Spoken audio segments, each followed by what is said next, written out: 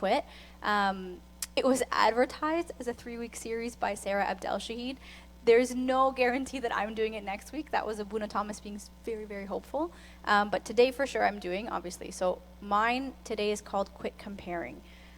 This is something that has arisen very frequently lately, I'm finding. I'm sure it existed a long time ago, but I'm finding it very prevalent right now. So it's something that has been a hot topic for a lot of people lately. So let's just jump right into it. So what do we compare? Okay, so when we talk about quit comparing, what I'm going to talk about is benchmarking yourself against your peers or benchmarking yourself against other people and what that does to you on the inside, okay? So the top 4 things that human beings compare, I'm not talking Coptic Christians or Orthodox or whatever, I'm talking human beings, everybody does this, okay? The top 4 things that we compare, number 1 is possessions, okay? When you're younger, it's like, oh, this person has the new iPhone, or oh, this person has the newest whatever, Nintendo something or other, I'm not well versed on that. And then those possessions mature as you mature. So this person bought a 3,000 square foot home, or this person bought a Tesla. Is that the coolest car right now? Sure, Tesla, whatever, okay? This person bought whatever. So it matures into whatever adult possessions are, but that comparison never stops. It's your possessions, because for some reason we give ourselves like title based on the possessions that we have, okay? The second thing that we compare is appearance. That's my troop. So hopefully we all behave. Hi, baby. Okay. So the second thing that we compare is appearance, okay?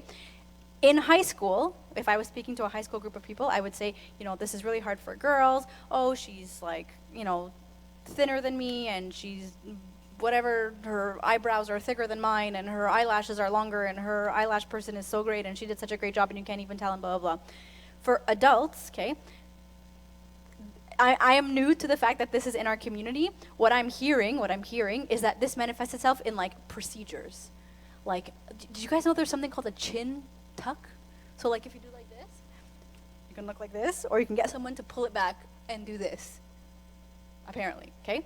And as you get older, similarly, the parts of your appearance that you compare also age with you, okay? So first, when you're younger, it's like whatever, her genes, her this, her that. And then as you get older, it's how is she aging? Is she aging gracefully? Is she not aging gracefully? For guys, this is also prevalent, maybe not as obvious, but for guys, it's like, clothing or athletic ability. Generally not as prevalent as it is for girls, okay? Number 3, performance. This is the guy one, okay? Girls are more prone to comparing appearance.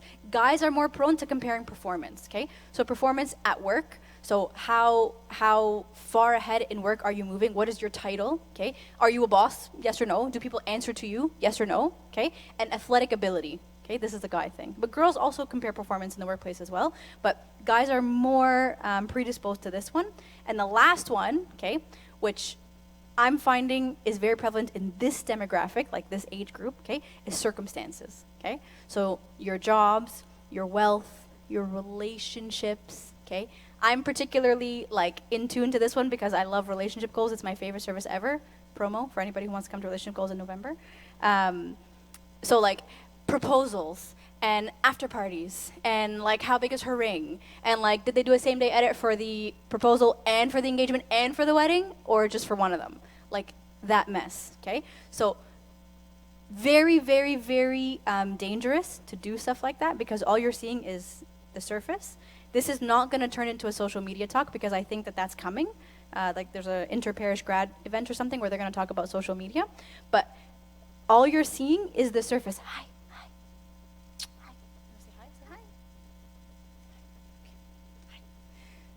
So all you're seeing is the surface. Sorry. All you're seeing is the surface, okay? Particularly about relationships, again, because I'm more sensitive to this because I love relationship goals, okay? Like I'm going to get to this later, but the relationship one for me is really the most dangerous one for me, but I'm relationship goals, okay? Okay, so why does God hate comparing? Why does God hate comparing? Why is this something that we very much want you to come away from doing? When I was younger, okay, the old school, like I come from a very conservative upbringing. My parents like barely speak English, like we're very like fobby, like it's like they just stepped off the boat yesterday. We've been here for 100 years, okay? And when I was younger, it was always like, oh, but look what so-and-so is doing. Why can't you be like that? And look what Ibn whoever is doing. And why can't you be like that? And look at your friends. Why can't you be, as good as your friends are or whatever, okay? And that was always the way that we were brought up. Which child is screaming? Is it the older one or the younger one?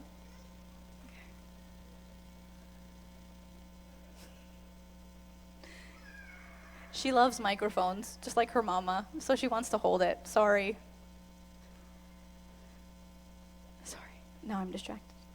Okay, so why is this something that we want you to come away from? Why is this something that my parents did to me that I very much am going to make an active effort not to do when I'm raising my own children?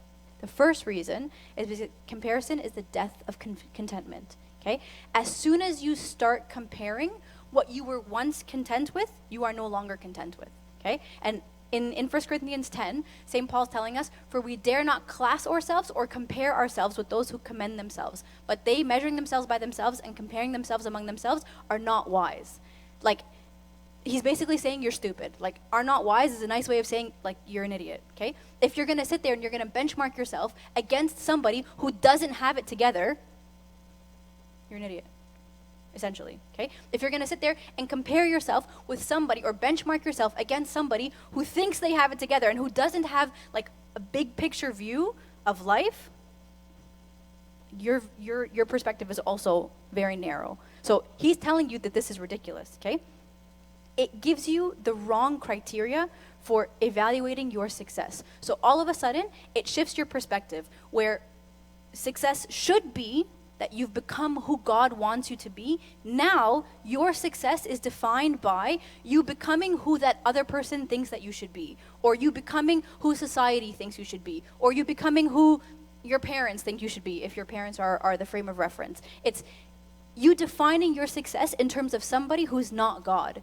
Any person that you define that with is wrong, because your success should be visible by the fact that you are fulfilling God's will, that God has a plan for your life, God has a vision for what he wants you to be and what he wants you to do in life, and that is your success. How in line you are with that vision is your success. But the second you start comparing yourself with somebody else, you've now changed your reference. And now you've made your success tied to that person that you're comparing yourself with, or that situation, or that circumstance. And it's no longer about where God wants you to be.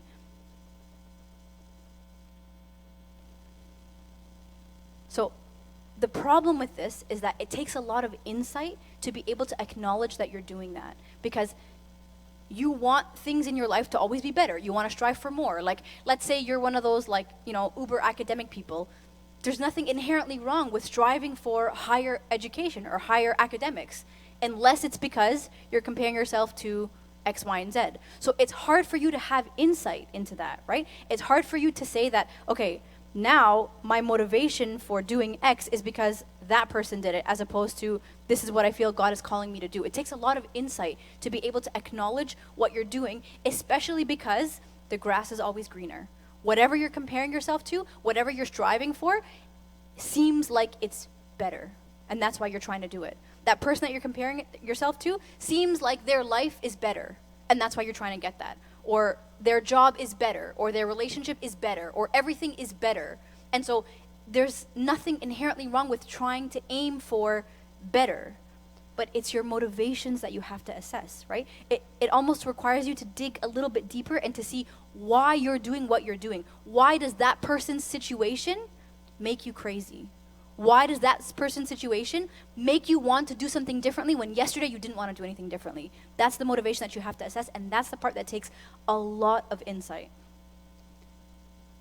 The other thing that requires insight as well, and requires big picture thinking, is if God is doing something in your life, or if God has an image or a plan for something in your life, and you're disregarding that in favor of whatever you're pursuing, okay, and you're striving for happiness, the odds of you obtaining that happiness are getting slimmer and slimmer the further away you walk from God's will. Because what God has in mind for you is what you don't know that you want, okay? So my example is always, relationship goals, Rami, okay? Always.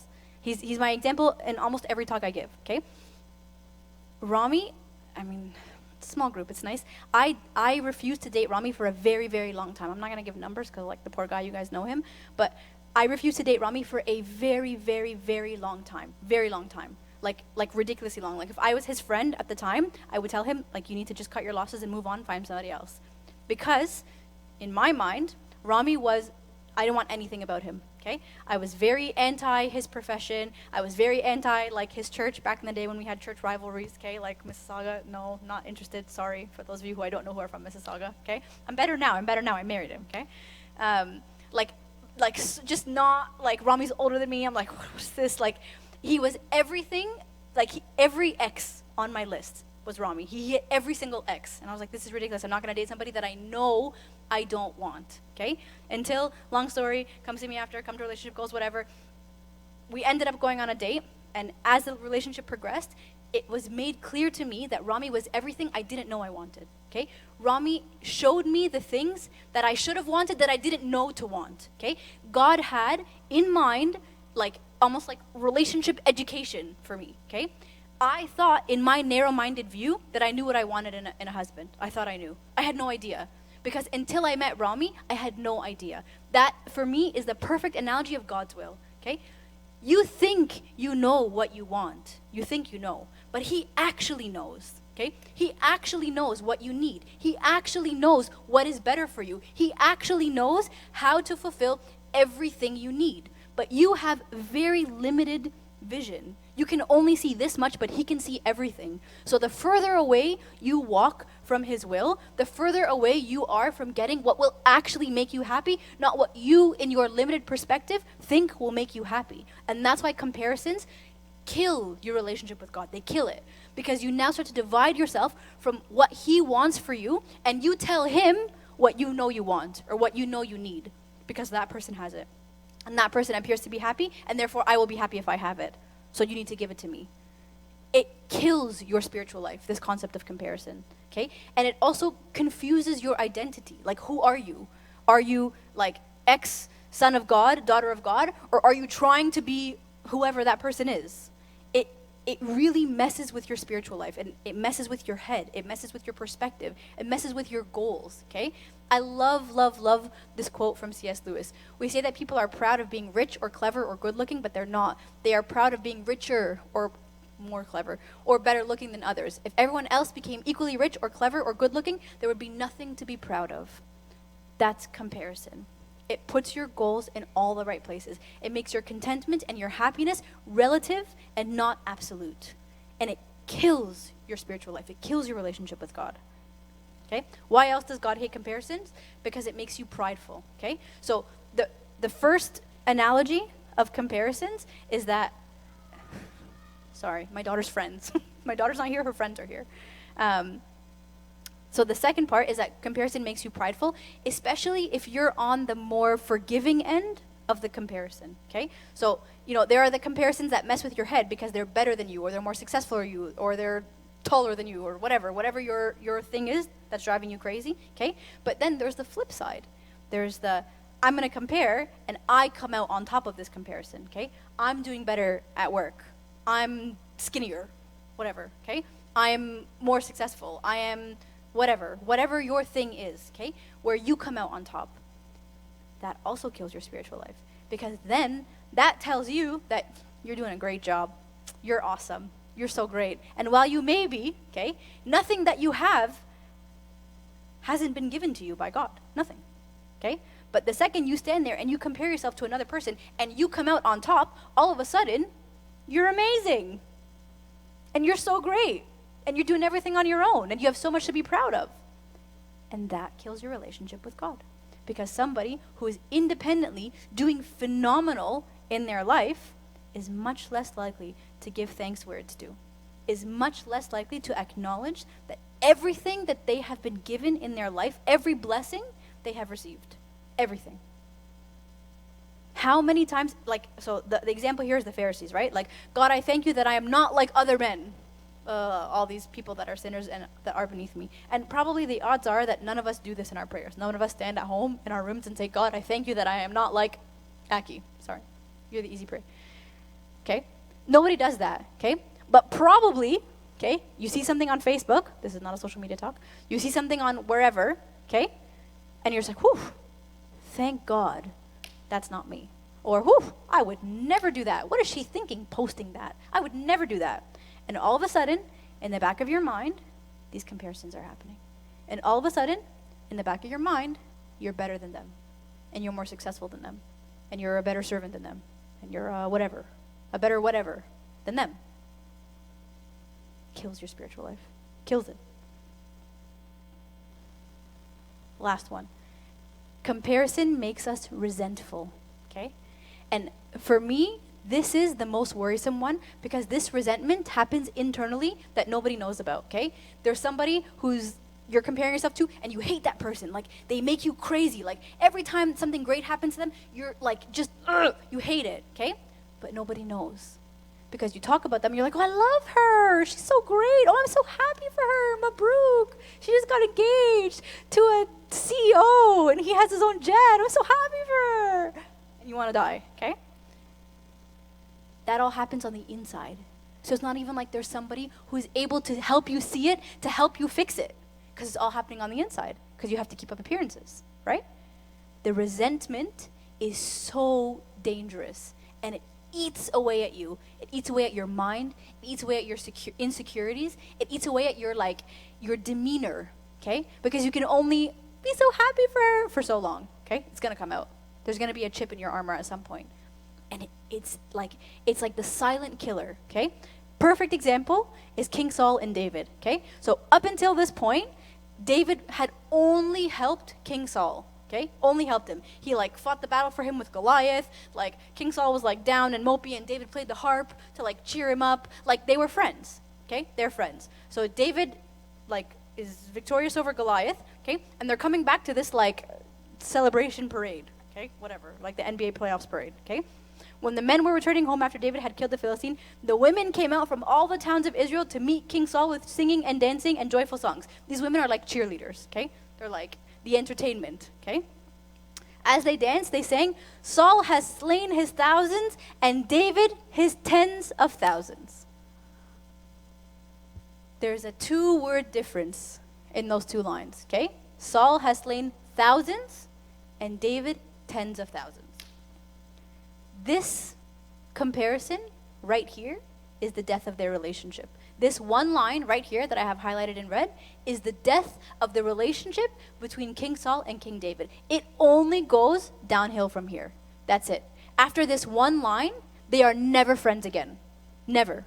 Okay? They went to this one line being the death of their relationship. Saul was very angry. This refrain displeased him greatly. They have credited David with tens of thousands, he thought, but me with only thousands. What more can he get but the kingdom? And from that time on, Saul kept a close eye on David. That one line, that one comparison ruined their friendship. Because all of a sudden, Saul was so happy with the kind of king he was. And Saul was anointed by God, okay? Saul was not some Joe Schmo, okay? Saul was chosen by God in response to the people's cry for a leader. He was chosen. He was anointed by God, okay? And he knew that. But in that one line, he no longer remembered that he was chosen by God. That's it. After that one line, David's better than me. He wants my kingdom. People like him more. He has to die. That's it. Because of that comparison. And all of this happened inside Saul's head. And it just kept, keep reading in the story, it just kept ballooning and ballooning and ballooning after that until they were literally, until he was literally trying to kill him. Literally. Because of that one line of comparison. It makes you resentful of the goodness in other people's lives. And it makes you ignore God's blessings in your own life. Saul resented the fact that David was victorious and ignored the fact that he was the anointed king. That David's great and David's victories are actually a reflection of his own, kingmanship. No, he didn't see that. All he saw was that David's better than him. People like David more than him. It makes you ungrateful. It makes it so that you cannot be content with what you have. If your benchmark or your reference is comparing yourself with what everybody else has. because it makes you ignore the blessings in your own life and resent the goodness in other people's life. It makes it very hard for you to be truly happy for somebody else. Nobody wants to be that person's friend, just FYI. So how do we stop it? Okay? So we know now, why does God hate comparisons? So how do we stop it? Okay? Sorry. I keep looking at the door because I can hear Mama. I can hear it. It's like she's over there. Okay. So how can we stop it? Okay? First is know what you have. So not that I speak in regard to need, for I have learned in whatever state I am to be content. You can keep reading, okay? For me, the key part there is I have learned in whatever state I am to be content, okay? Contentment is not necessarily something that comes naturally, okay? There are some people who are like that. My husband is like that, okay? My husband is one of those people that just, he's very happy with what he has. He doesn't need anything more. He never wants to upgrade. Like, that's Rami. What he has is great. And actually, if you offer him something else, no thank you. He'd rather, the devil you know over the devil you don't. That's Rami, okay? Some people are naturally like that. I'm not naturally like that at all, okay? I'm like, what else do you have? What are all the options so I can choose the very best option? I want to know everything, okay? For me, not like as good as Rami, okay? This is something that I have to learn. This is something that I have to work at, because this is not something that comes naturally to me. And it's not something that came naturally to St. Paul, because he had learned in whatever state he was to be content. It was something that took learning. It was something that took effort. It was something that took a conscious decision to sit there and decide, I'm going to make sure that I learn how to be happy with what I have. It's a conscious effort. I always tell, one of my taglines is, happiness is a decision, okay? This just came out because we were talking about relationship goals, and one of the topics in relationship goals was breakups. How do you deal after a breakup, okay? And I give everybody, they all make fun of me, but I give everybody a requisite amount of mourning time, okay? I don't care how long you were together. I don't care, okay? For 3 days, you can sit there, you can binge watch movies, you can eat all the ice cream you want, you can cry, and you can mope, and you can call in sick to work if that's what you need to do, and whatever. 3 days. That's it. That's all you get. And on the morning of day 4, you get yourself up, you go and take a shower, and you decide that you're going to be happy. Because your happiness is not tied to somebody else's, okay? Happiness is a decision. It's not something that's a function of your circumstances. It's not something that's just going to come, okay? Happiness is something that you decide to do. So when you're in a breakup, you decide that on day 4, you're going to get up, and you're going to move on. And you might not feel great still, but you're going to decide that you're going to move towards happiness. That's it, okay? This is the same thing. You're going to decide that you're going to learn how to be content with your life. You're going to decide that no matter what anybody else has, you have been given X, okay? One of my favorite verses is bringing every thought into captivity to the obedience of Christ. I always hear, but it's in my head. How can I deal with that? How can I control the thoughts that happen? You can definitely control the thoughts that happen in your head. It is a myth that you cannot control the thoughts in your mind, because you can bring every thought into captivity to the obedience of Christ. Every single one. Every time you get a thought that's a comparison or that's going to cut you down somehow, you bounce back with an alternate, okay? So I wish I had X. Well, God gave me X, okay? The person is against me. No, actually, that person is not my enemy. The devil is my enemy, okay? Oh, poor me. My life is so hard. Whine, cry, cry. No, not poor me, okay? Because for my sake, he became poor that I might be rich. Every single time you have one of those thoughts, there is something that you can bounce back with. But it's a conscious decision.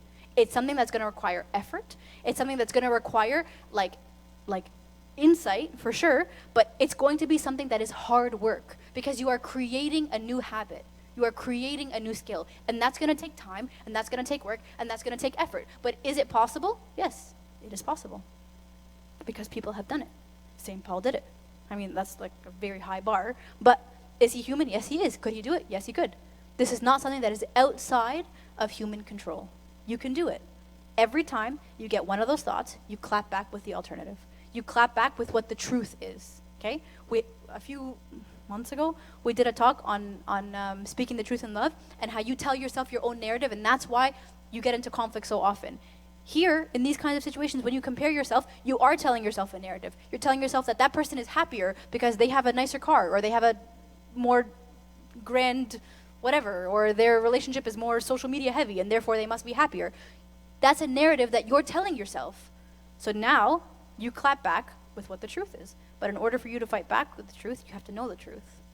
And you're only going to know the truth if you take the time and effort to spend time with him and figure out the truth from him. But this is something that is doable and is something that requires effort. Okay? God has given you more than you realize. And the first step of contentment is seeing what God has given you, and then remembering what he's given you, and then thanking him for what he's given you. So every time there's a comparison thought in your mind and you're on the lower end of the comparison, for me, the most effective way to deal with that is to exactly this. Acknowledge, remember, and give thanks. The more I give thanks, the more I remember what I've been given. The more I give thanks, the more I remember what I don't deserve that I've been given. Okay? The more I give thanks, the more I remember that, like, Rami's out of my league. 100%. Okay? Give thanks. My kids are out of my league. Give thanks. Okay? 100%. The more you give thanks, the more, like, the truth will sink in, because you remember what you didn't have and what he brought you. Okay, so the first thing is know what you have, okay? The second thing, and this one is the life-changing one, is know who you are, okay? This right here is going to transform your life if you can do this. I'm still struggling with this, okay?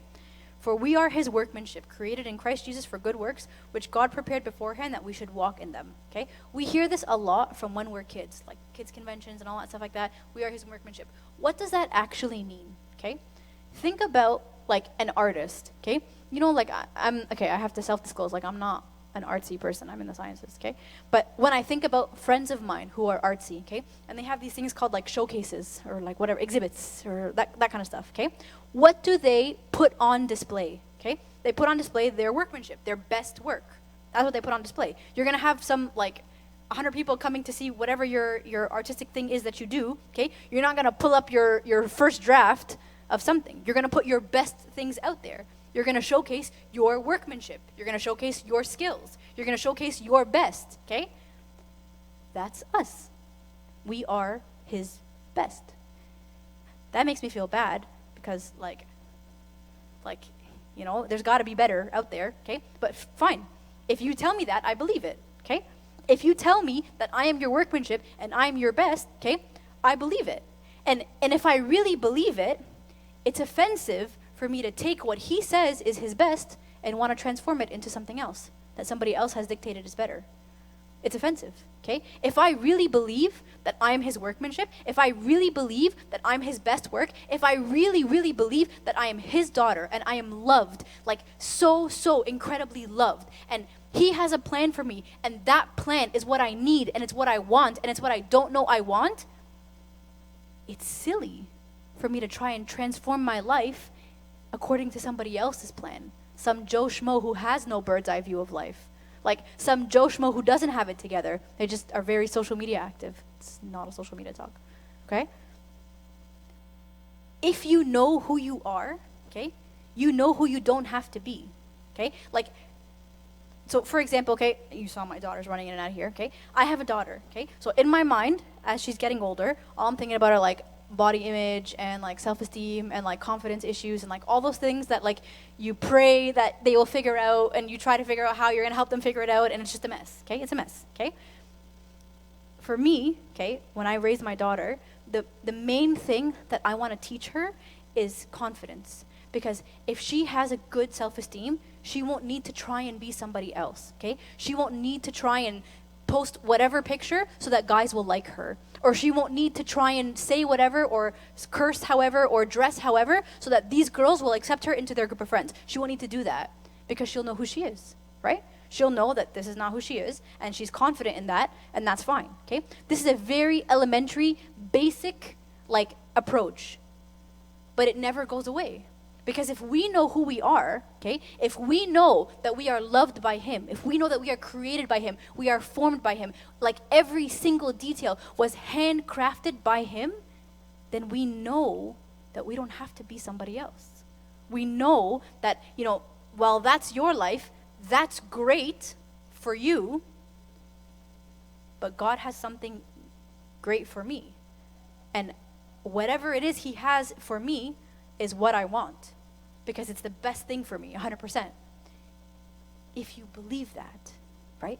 If you know who you are and you believe that in your core, then you know who you don't have to be. You know what you don't have to chase. You know that your success is not dictated by society's success or by XYZ success or by this person's relationship success. You know that success is dictated by you figuring out and attaining what he has in mind for you.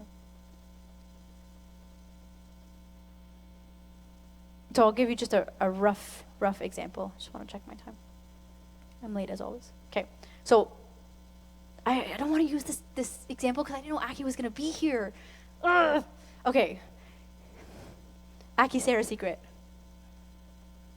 Yes. So Aki was at this wedding, okay, which is why it's so annoying that you're here, okay? Aki, Sarah's secret, okay?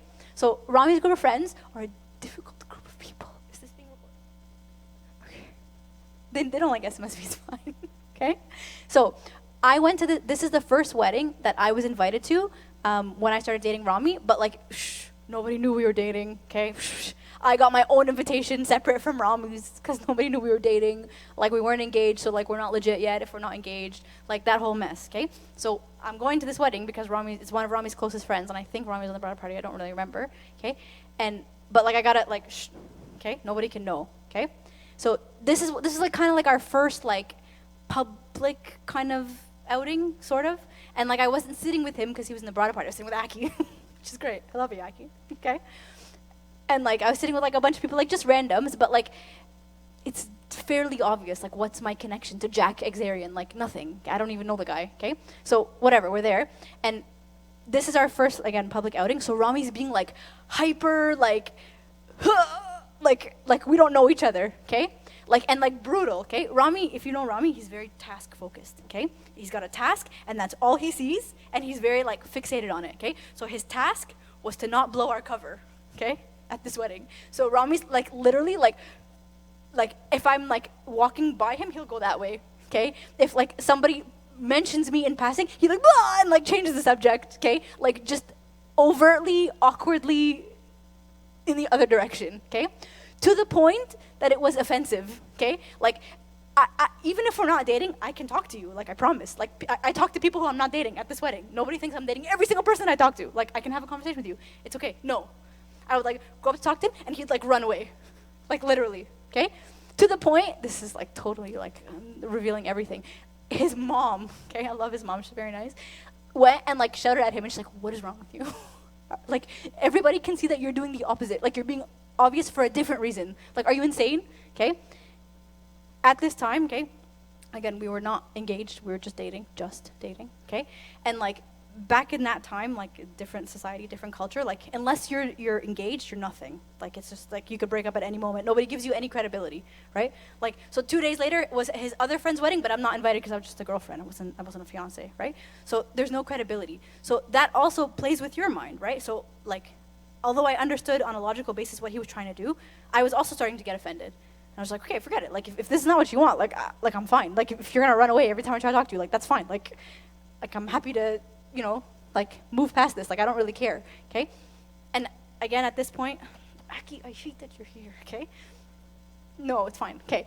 At this point, okay, for those of you who know my relationship a little bit better with Rami, we had decided when we were dating that we were not going to use the L word until we were ready to get engaged, okay? So we had been dating for like more than a year before we said anything. So this wedding was pre that, right? Because like obviously we're not engaged. So so we had decided that we don't take that word lightly. As soon as we say that word, that's each other's indication that we're each ready to get engaged. So he says it, that means he's ready to get engaged. If I say it back, that means I'm ready. If I don't say it back, I'm not ready, okay? It's a little game that we played, okay? So we hadn't done this yet, okay? So after this wedding, I was done. I told Rami, like, I'm out. Thank you, no thank you. This was the worst wedding I've ever been to in my life. I don't even like your friends, except for Aki, obviously, okay? Like, I'm out, okay? And the reason I had such a strong reaction is because now, after this wedding, I didn't know who I was to him, okay? Like, am I something that is meaningful or not? Am I something that's important or not? Like, because from what it looks like, I'm not. Okay? Fast forward, he got me back, okay? Fast forward a month or two, L-worded, blah, blah, started the whole engagement process and whatever. The next wedding that we went to, my friends were there too, I was so preoccupied with my friends that I actually didn't need any attention from him at all. It was the other way around, okay? Because now that I knew who I was to him, okay, now that we L-worded and we took that commitment step and whatever, it didn't matter. I didn't need to like benchmark our interactions against what the other couples were doing. I didn't need to worry about like, why is he making it look so bad? Why is he making it so offensive? What are other people thinking about us right now because he's cold shouldering me? I didn't care. I didn't need to think that way because I knew who I was. Okay? I knew that this is real. This is it. We're getting married, we're getting engaged. He L-worded, everything was great. I now knew who I was to him. So I wasn't insecure anymore. I wasn't like 1 foot out the door in case, he's going to change his mind. It wasn't like that anymore because I now understood who I was to him. That's a worldly relationship. And it changed my demeanor. It changed my approach. It changed my perspective. Now imagine if I could do that way. It would change everything. It would change how I view myself. It would change how I carry myself. It would change everything if I could just know who I was according to him. I would never have to compare myself again. I would never need another benchmark except for his benchmark of success. But it's something that you have to really believe. Sorry, I went on a tangent there, okay? Once you know who you are, you know that you don't want to be anybody else. You know that you don't need anything else that anybody else has. Because he has something better in mind for you regardless. So for me, if I could give you 2 things, it's know what you have, remember the blessings that he's given you in your life, and know who you are. And the final quote. All right. Any questions? I don't know what the next one is. I have to talk to Abuna. We didn't obviously plan this very far ahead. Any questions? No? All right.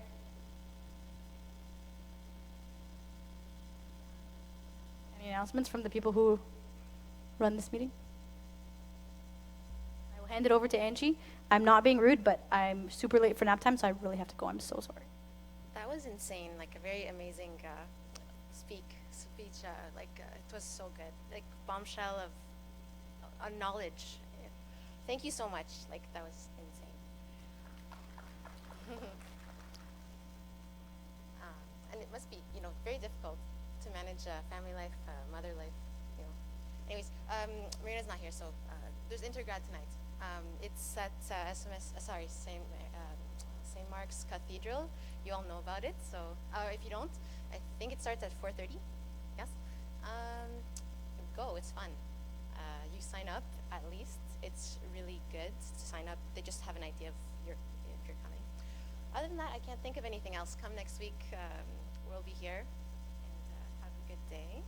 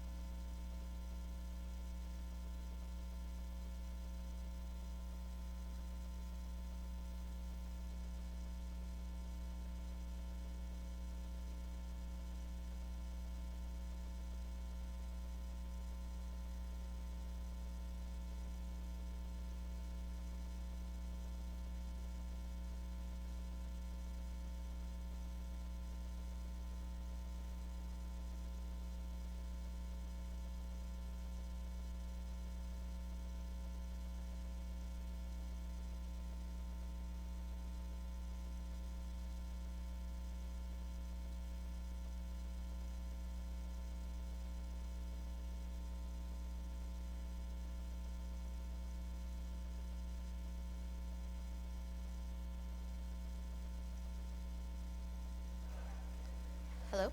Howdy, howdy. If everyone can grab a chair quickly. Maybe 3 chairs each. Everyone grab 3 chairs each. Yes, getting there. Thank you.